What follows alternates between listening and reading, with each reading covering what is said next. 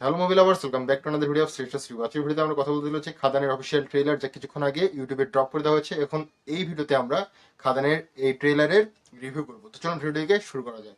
তো প্রথম কথা, যেটা আমাকে সব থেকে বেশি ভালো লেগেছে এই ট্রেলারের মধ্যে, সেটা হচ্ছে দেবের এক্সপ্রেশন।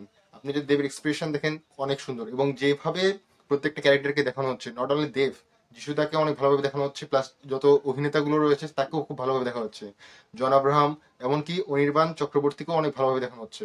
এবং অনির্বাণ চক্রবর্তীর যে লুক, সে একজন সাঁওতাল পরিবার থেকে আসছে। এই যে বাঙালির রুটেড গল্প, এই গল্পটাই কিন্তু আমরা বাঙালিরা খুঁজতেছিলাম, যে বাঙালি রুটেড গল্প হবে।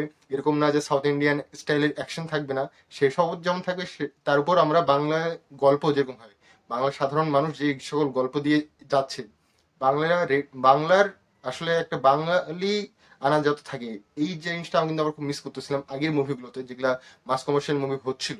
এবং সেই জায়গাটার অভাব কিন্তু পূরণ করে দিচ্ছে দেবদা। এবং এই যে আপনি দেখতে পাচ্ছেন, এই যে খাদানের ট্রেলারটা কিন্তু খুব দারুণভাবে ওয়ার্ক করছে এই জিনিসটার উপর।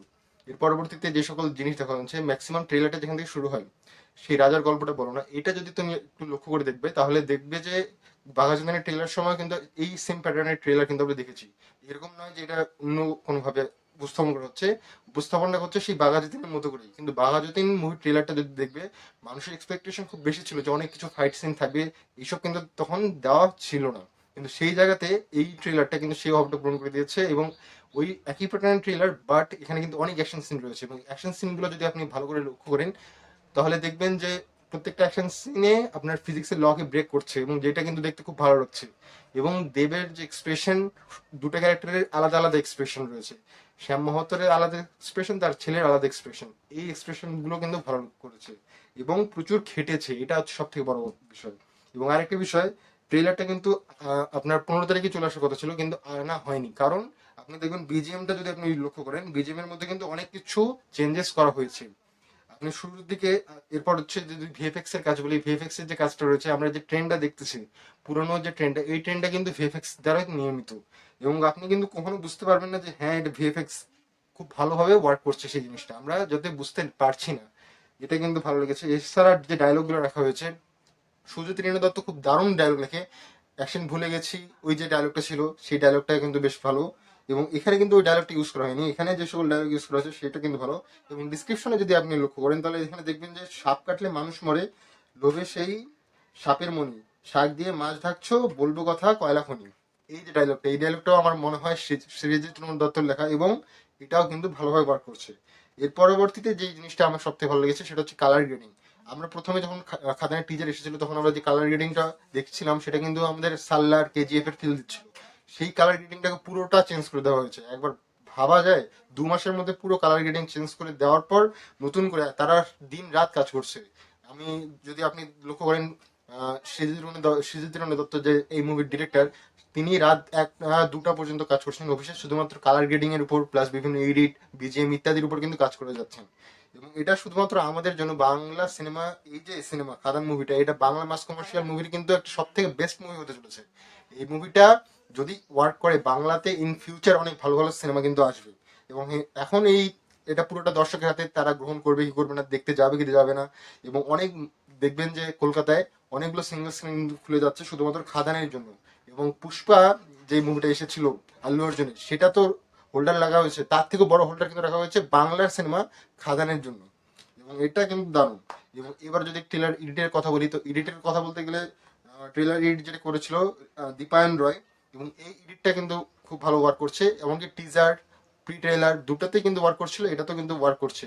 এরকম না যে অন্যরকম ভাবে উপস্থাপন করেছে, সেই বাঘাযতীন টাইপ প্যাটার্নেরই ট্রেলার কিন্তু আমরা অনেক কিছু দেখতে পাচ্ছি। গল্পটাকে খুব ভালোভাবে হাইড করা হয়েছে। আপনি যদি পুরো গল্প বুঝতে পারেন, তাহলে কিন্তু সিনেমা হলে যাওয়ার পর আপনার অতগুলো এক্সাইটেড থাকবে না। কিন্তু সেই জায়গাতে এখানে যে গল্পটাকে পুরোটা হাইড করে দেওয়া হচ্ছে। আমি কিন্তু প্রি ট্রেলারে একটা গল্প প্রেডিক্ট করছিলাম যে এরকম একটা গল্প হতে পারে, কিন্তু এই ট্রেলার দেখার পর আমি কিন্তু সেটা আর প্রেডিক্ট করতে পারছি না যে খাদনের গল্পটা আসলে কেমন হবে। তখন দেখার পালা। এর পরবর্তীতে আর আর তো আর কিছু নেই, আর 2 দিন পর সিনেমা রিলিজ। তো সিনেমা রিলিজের পর যারা মানুষে দেখবে, তারা কিরকম ভাবে নেয়, এটা এখন দেখার বিষয় হবে। এবং আপনি যদি লক্ষ্য করেন, ক্রিয়েটিভ ডিরেক্টর কিন্তু দীপক অধিকারী। এবং সত্যি বলতে কাজ কিন্তু ভালোভাবে করেছে, ডিরেক্টর হিসেবে কাজ করছে দেব ফার্স্ট টাইম। এটাও কিন্তু একটা দেখার বিষয়।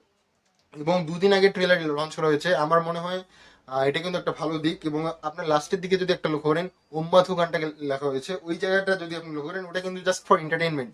সেই পুরোনো দেবের যে আমরা যেভাবে দেখতাম দেবকে, সেই ওম্মাধু হোক বা পাগলু, লিপাগলু ড্যান্স, খোকার 420, এই যে সিনেমাগুলোর গানগুলো যে আমরা এনজয় করতাম, সেই গানগুলোকে কিন্তু এখানে একটা ইয়ে করেছে, চ্যালেঞ্জ নিমিনা ছাড়া ওই যে গানটাকে ইউজ করেছে, ওই যে লিরিক্সটাকে ইউজ করা হয়েছিল, যা যা বলে দে তোর বাপ এসেছে, এই গানটাতে।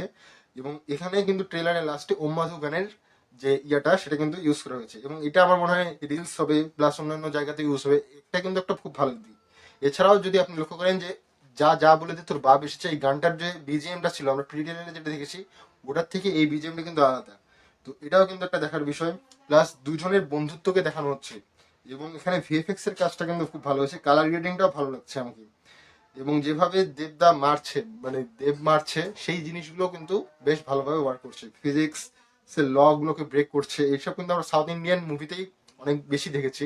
কিন্তু সেই মুভিগুলো কিন্তু ওদের কালচারকে রুটেড, ঠিক আছে। আমাদের বাঙালি কালচারকে আপনি যদি চেঙ্গিসের কথা বলেন, লাস্ট যেটা আমি ভালো দেখেছিলাম commercial movie, mass commercial movie, সেই মুভিটাতেও আপনি দেখবেন যে যেই গল্পটা বলছে সেটা মনেই হচ্ছে না বাঙালি আনা।